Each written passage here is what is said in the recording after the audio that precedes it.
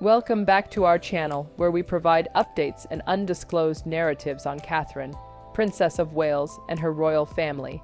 We are excited to share the following news. King Charles confronts to William's huge plan. As Harry plots a rival royal court, an intimate source has indicated that there is a fresh development confronting the royal family. Prince Harry has executed a strategic maneuver to create a rift between King Charles and Prince William, amid escalating tensions around restructuring plan for royal family. In this video, we will explore why this action might potentially devastate the royal family. During the month of December, the chilly air that descends over the ancient stones of Windsor Castle brings with it more than simply the promise of winter. In addition to a cold of a different type, it brings with it a tangible tension that has made its way into the very foundations of the contemporary British monarchy. This is not the stuff of fairy tales. Rather, it is the grim reality of a house divided of two brothers who were once inseparable in their shared grief and destiny, but who are now locked in a bitter Cold War that threatens to define the reign of their father, King Charles Roman III. On one side stands William the Prince of Wales, the stoic heir burdened by the weight of 1,000 years of history, meticulously plotting a course for the survival of the crown in an age of great skepticism. On the other hand, over an ocean of recrimination and hate, there is Harry, the Duke of Sussex, the prodigal son, a prince in exile, who is now, according to bombshell insider sources, moving to re-establish a footing on British soil, not as a subject, but as a rival power. Harry is a prince in exile. In private letters or via whispered royal rumor, the battle lines are no longer set. There are targeted media briefings, high-stakes legal battles, and strategic alliances that stretch into the highest offices of the British state, all of which are contributing to their etching into the public record. It is not just a family quarrel that is taking place. Rather, it is a dynastic crisis that is taking place in slow motion. The conflict at its core is a fight for the very essence of the monarchy itself.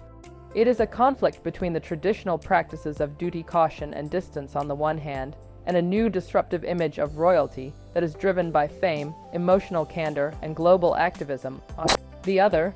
And as the pieces move across this perilous board, sources deep inside the royal ecology have disclosed a deadly new chapter. A conspiracy by Prince Harry to construct a rival court, an alternative center of power that would function in direct conflict with his brother, the future king. This plot would be a direct challenge to the authority that his brother would have over him. However, this bold scheme, which was previously disregarded as the dream of a dissatisfied prince, is now dangerously getting closer to reality, and it threatens to plunge the House of Windsor into a civil war from which it may never completely recover. It is the return of the ghost of a prince. It is not a public statement that is the first crucial play in this high-stakes game. Rather, it is a discreet bureaucratic operation that is hidden deep inside the halls of the Home Office. It is now official that Prince Harry has been successful in his efforts to lobby for a formal review of the decision that was made in 2020 to remove him from the 24-hour taxpayer-funded armed protection that he had previously received. The Royal and VIP Executive Committee, often known as RAVC, is a mysterious but powerful committee that decides the security requirements of the nation's most notable persons. The RIV has been given the instruction to perform a comprehensive appraisal of the danger level that the Duke of Sussex is now facing. In the time since Charles and Meghan Markle blew their royal life and moved to California, this is the first review of its kind. The repercussions of a decision, which can be made as soon as the next month, are quite significant. The British taxpayer would once again be liable for ensuring the safety of Prince Harry whenever he visits the United Kingdom in the event the RAVC decides in his favor. On the surface, this has been the climax of a personal crusade for the prince that has lasted for years and has been deeply personal. His legal fights against the Home Office have been presented publicly and fiercely through the lens of personal safety and the ongoing anguish of his mother's murder at the hands of paparazzi. His mother was killed by photographers. He has claimed on several occasions that it would be risky for him to bring his children, Prince Archie and Princess Liat, to the area where they were born without the elite security that he was born with. Many people interpret it as the cries of a worried father and a son who is having trouble moving on from the past. However, many who have extensive experience in the realm of royal affairs and palace insiders believe that the struggle for security is a proxy battle for something that is far more important: position, significance, and the ability to function as a quasi-royal on British waters. The most definitive indicator of one's position within the royal hierarchy is the provision of state-fund protection. The invisible shield and the visible emblem are the two things that differentiate a working senior royal from a private person. The removal of it was the most immediate and tangible effect that resulted from the departure of the Sussexes. It would offer Harry the formal imprimatur he needs to re-establish a base in the United Kingdom, to perform engagements, and to command the media attention that comes with the complete royal machinery. In essence, its reinstatement would be a partial reversal of the Megxit decision. According to the observation of a royal pundit, this is not just about bodyguards.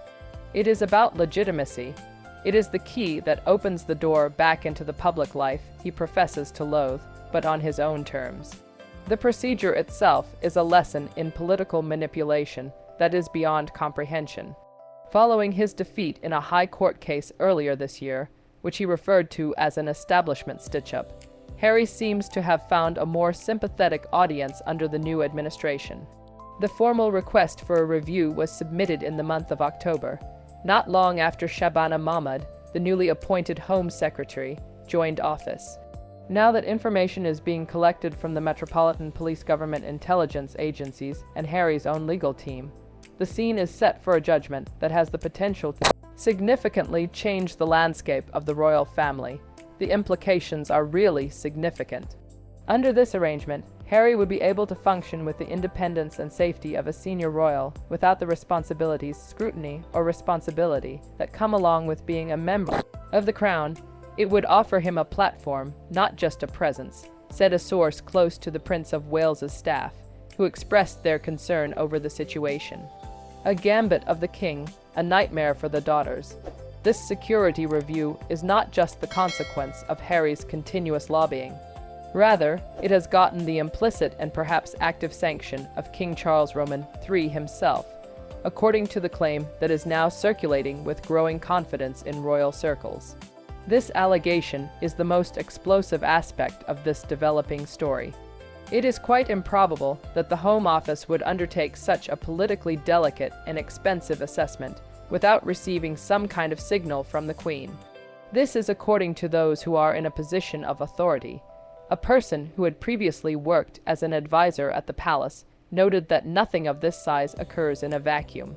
Ray is both operationally autonomous and not deaf to the wishes of the sovereign. It is foolish to suppose that the king was either oblivious of the situation or did not consult with him.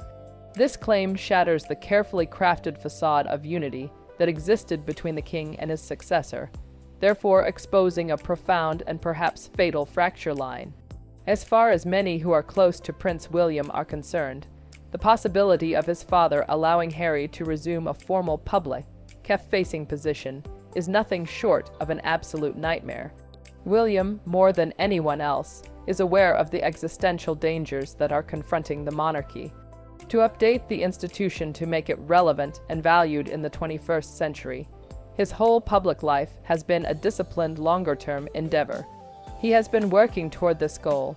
He envisions a monarchy that is more condensed, more concentrated, and more obedient than ever before. In this monarchy, the mystique of the crown is guarded by a wall of dignified, quiet, and hard labor. In contrast to this idea, Harry's conception of monarchy is quite different. In this realm, there are interviews in which people reveal everything emotional complaints and a combination of monarchy and Hollywood celebrities. As far as William is concerned, the possibility of his brother re-entering the public arena in the United Kingdom, armed with official protection and a self-generated mandate, poses a direct danger to the stability and integrity of the organization that he is meant to command. Reportedly, a friend of the prince claimed that William does not need competition on home turf. He needs a team. Harry has made it abundantly plain that he has no interest in being a team player. He wants to be the star of his own show, and the last thing the monarchy needs is two shows that are competing with each other. A more in-depth psychiatric examination of the two important guys involved is required as a result of this difference. It is possible that King Charles, a king who has spent his whole life feeling misunderstood and emotionally confined by his situation, may perceive in Harry a mirror of his own troubles from the past. One possible interpretation of his behavior is that he is a parent who is frantic to keep in touch with his son who has been alienated from him, and to visit his grandkids who live in the United States. Although it is a very human instinct, it is one that, when it comes to a monarch, bears a political weight that may be fatal. Any move taken by a monarch that is deemed to undercut the heir apparent is historically disastrous, according to constitutional scholars who advise against such actions due to the fact that it establishes a second power center. It encourages confusion and factionalism. It harkens back to the turbulent Georgian period, when the court of the Prince of Wales was often a hotbed of resistance to the monarch who was in power at the time. When Charles gives the impression that he is supporting his spare against his successor, he is playing with the flames of the dynasty. An entirely distinct crucible is responsible for the formation of William's mental makeup. Due to the fact that he is the direct successor, his greatest devotion is not to his own sentiments, but rather to the crown as an immaterial and everlasting thing. From his parents' war of the Waleses to his brother's very public departure, he has seen personally the harm that personal indiscretion and public squabbling can wreak upon the institution. He has the experience of having observed the devastation directly. The attitude that he takes is one of unyielding practicality. Although he considers Harry to be his brother, he also considers him to be a renegade variable that poses a harm to a delicate environment. William considers the king's seeming indulgence of Harry to be a catastrophic failure of judgment, a surrender of long-term institutional stability for the sake of short-term paternal emotion. This is the position that William holds. Not only is it a betrayal of his oldest son, but it is also a violation of his responsibility as king. This is true in the most extreme terms. This is the fight for the heart of Britain. According to royal analyst Tom Sykes and sources inside the palace, the ultimate objective of this approach is to establish a rival court. This is not a word that can be taken lightly and should be taken seriously. In addition to being a household of workers, a royal court is an ecosystem that encompasses influence, patronage, the power of the media, and social gravity. Throughout the course of history, the presence of a competing court has been a precursor to moments of instability and disaster.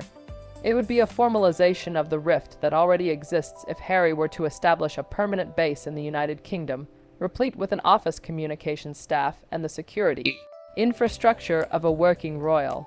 This would result in the establishment of a court of Sussex, which would be in direct competition with the court of Wales. An equal competition would not be possible in this scenario.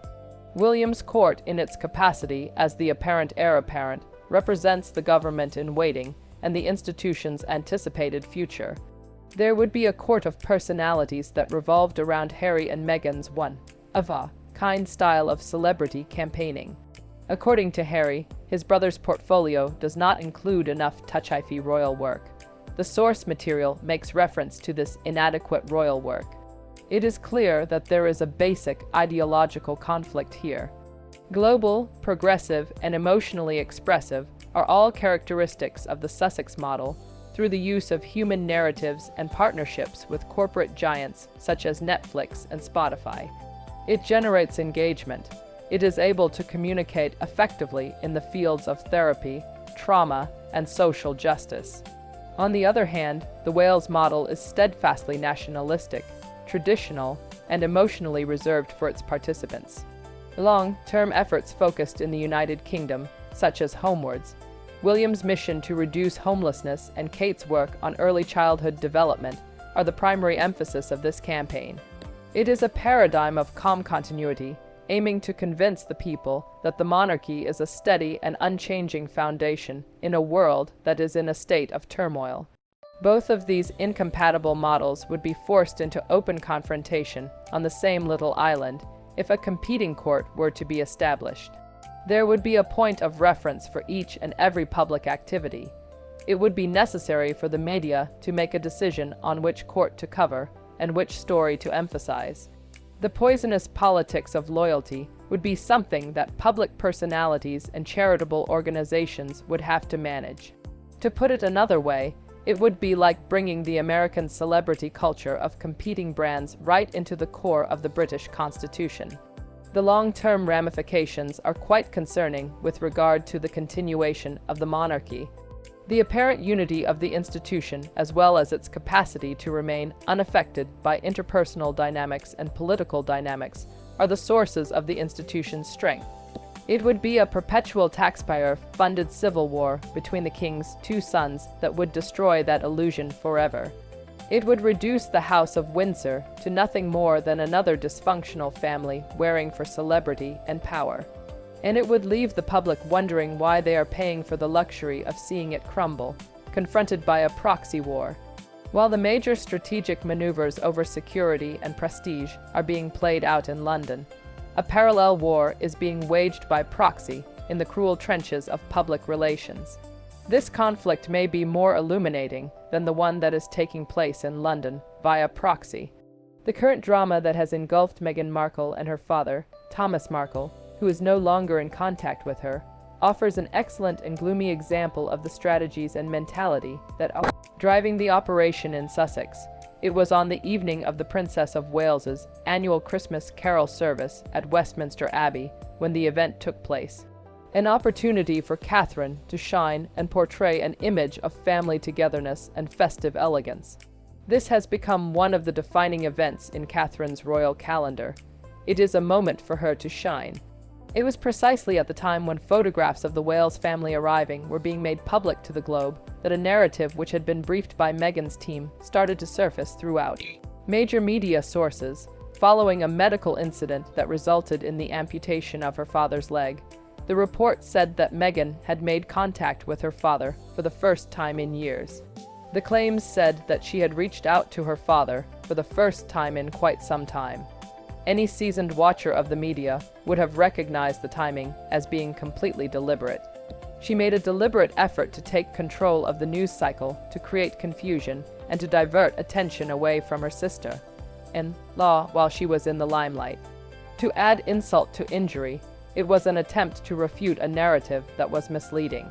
The picture of her own father lying critically sick and alone was a public relations catastrophe for Netflix, which was working on a new project that dealt with themes of family and Christmas. This briefing was a preemptive attack with the intention of portraying Meghan not as a heartless daughter, but rather as a compassionate daughter who is there to provide assistance during a moment of difficulty. The plot, on the other hand, became clear quite fast. Thomas Markle's two children, Thomas Jr. and Samantha, who were with him in the Philippines, went public within 24 hours, declaring firmly that they had not had any contact with him. After then, the story emerging from the Sussex camp altered, turning into a complex web of justifications and accusations. Despite the fact that an email had been sent, her team stated that it had been sent to an address that had been inactive for 5 years. After that, they informed her that Meghan was hesitant to contact her father's long-standing phone line because she was concerned that the conversation might be hacked or recorded. They even made the weird suggestion that the Daily Mail and its reporter, Caroline Graham, who has a strong connection with Mr. Markle, were puppeteering the whole scenario, which is an allegation that the publication has strenuously refuted.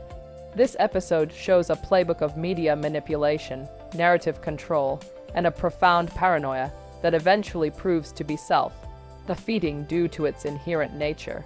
The micromanagement and the disconnected leaks, as one analyst described it, reveal the proofs in the pudding.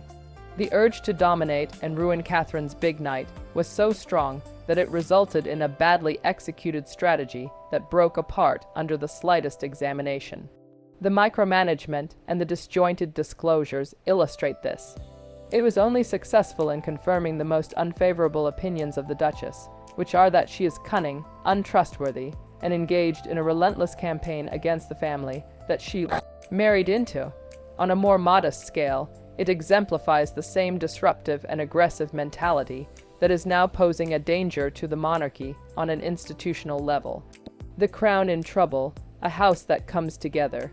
The monarchy of the United Kingdom is now at a precarious crossroads, dealing with a crisis that is more intricate and covert than any other crisis it has encountered in the history of living memory.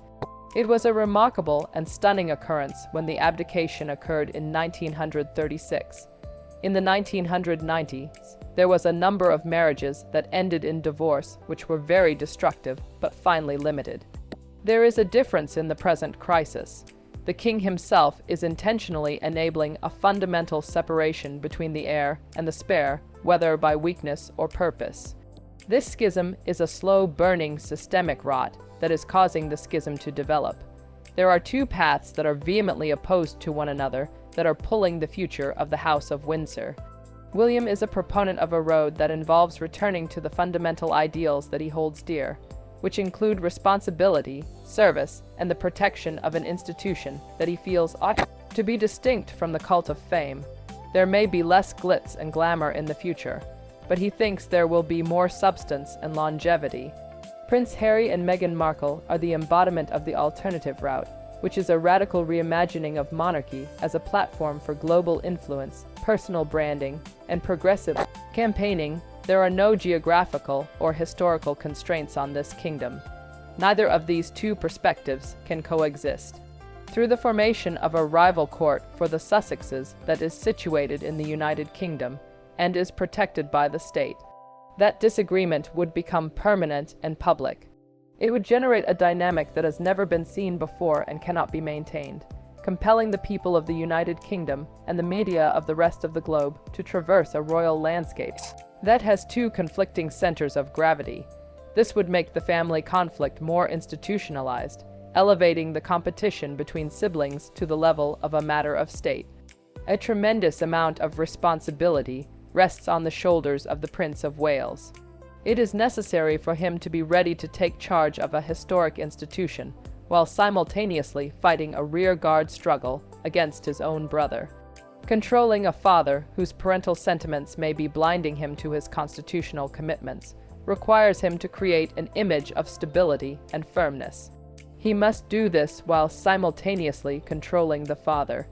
While he is attempting to persuade a population that is suspicious of the worth of the monarchy, his brother is doing a daily lesson on how to depreciate the currency of the monarchy. In recent years, the tale of Charles, William, and Harry has evolved beyond that of a simple family drama. It has evolved into a national disaster that has repercussions on a global scale. The stories of warring rulers and split kingdoms that litter the pages of Shakespeare and the histories of England are reverberating across history, and they are becoming more difficult to ignore. As the sun goes down over Windsor in the winter, the question that lingers in the chilly, quiet air is whether or not the House of Windsor, which is now ruled by King Charles Roman II, has the might, wisdom, or the desire to rescue itself from its own flesh and blood. It is possible that the future of the crown, as well as the formation of Britain's national identity for the next generation, hinges on the outcome of this situation. Thank you for watching the video. Please let us know your thoughts and say goodbye for now.